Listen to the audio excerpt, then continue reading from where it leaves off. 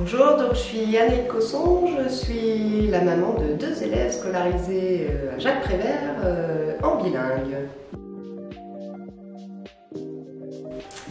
Nous on était d'abord intéressés par le bilinguisme. L'idée c'était de développer les capacités en langue par exemple de nos enfants, développer aussi l'ouverture sur le monde, une ouverture d'esprit globalement. Et puis ce qu'on a pu vérifier, puisque ça fait bientôt 10 ans que notre fille aînée est scolarisée dans cette filière. Et puis aussi, pour nous, c'était l'occasion de faire vivre la langue bretonne.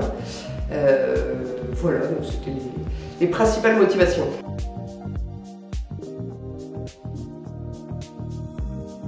Alors non, pas du tout. Quand ma grande est rentrée en CP par exemple, je parlais pas du tout breton, mon mari non plus. Et donc c'était même amusant de voir, parce qu'elle a commencé à apprendre à lire en breton. Donc évidemment on ne pouvait pas vraiment vérifier, enfin voilà. Mais c'est l'occasion de faire confiance à ses enfants et aux enseignants, bien sûr, puisque s'il y a vraiment un souci, ils nous alertent.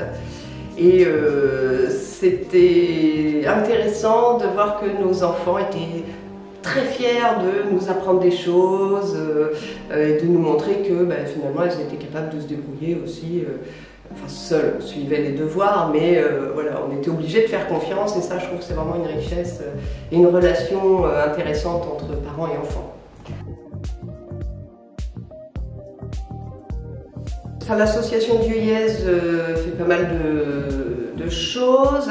On organise pour la première fois un Fest Day le 4 juin à l'Océanis, donc des actions de ce type.